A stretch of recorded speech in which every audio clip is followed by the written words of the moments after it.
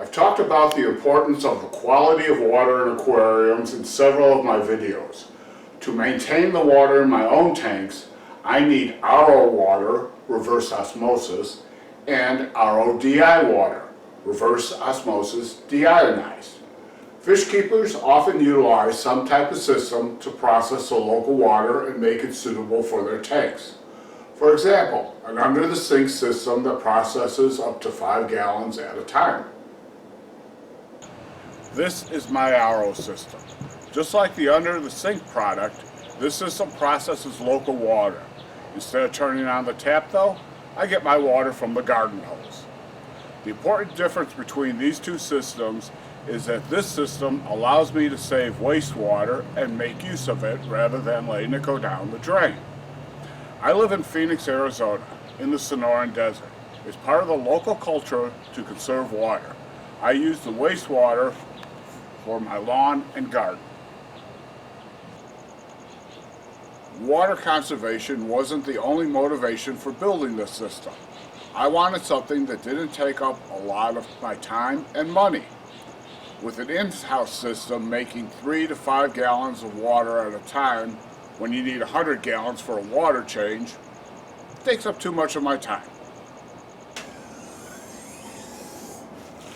Purchasing water is also an option, but it's expensive and you really don't save any time. A practical solution was to build my own water processing plant right here in my own backyard. But how did it evolve to this? I started with this portable RODI system for about $50. It has 4 filters: a sediment filter, a carbon filter, a deionization filter, and the RO membrane. The RO membrane is replaceable, but the other filters do not come out of their plastic containers. So you basically throw them in the garbage and they go into a landfill.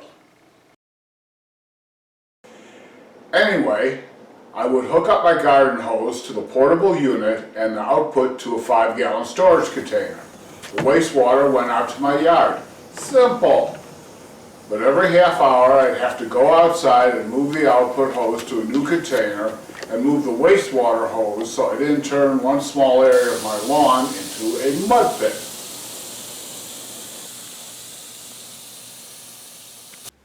It was inexpensive, but inconvenient and messy. And I didn't like the idea of throwing away all that plastic. I needed a better plan. So I purchased a new RO system, one with replaceable filters. And I mounted it here in this box. I then attached the box to the scaffolding. The water collects in 3 food-grade barrels. One for RODI water, one for RO water, and one for my wastewater. So how does this all work? My water source is an outdoor hose. The hard water here in Phoenix is high in TDS, 502 parts per million. When we test for RO water, we should be getting a reading of 0. So I hook up the hose to my RO system and the water is processed through a series of filters and stored in these barrels for later use. The first stage is a sediment filter. This removes soil particulates related to contaminants such as decayed animal matter. These are big chunky solids, 5 microns or larger. The next 2 filters are carbon filters. These 2 filters pull out a variety of contaminants, including pesticides, herbicides, as well as minerals such as chlorine, nitrate, and phosphate. I've installed a pressure gauge here. This monitors the water pressure. And if that pressure drops, if the reading is low, that indicates that these filters need changing. This is the next stage in the process, the RO membrane. The water is pushed through the membrane, which pulls out almost all the remaining totally dissolved solids. The clean water goes one way, but the contaminated water, the water with the totally dissolved solids, goes to the wastewater barrel. The clean water is now RO water. For every gallon of RO water made, 4 gallons of contaminated water go to the wastewater barrel. I have a backflow here that I use to keep the RO membrane clean. Now where is the RO water headed?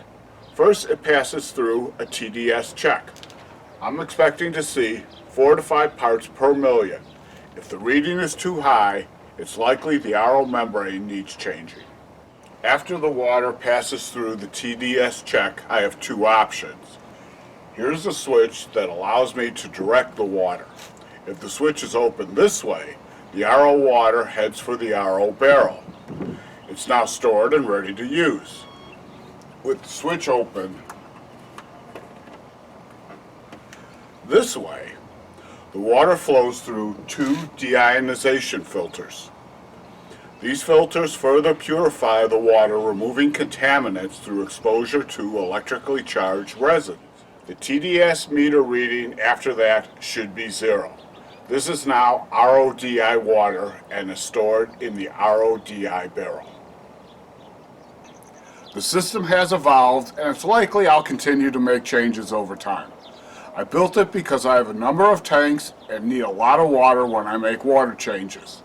It's convenient to have the water supply here on the property, and it's less expensive than store-bought water. If you're considering building your own water processing plant, I hope this video will provide some inspiration as well as information. Thanks for watching, and good luck with your project.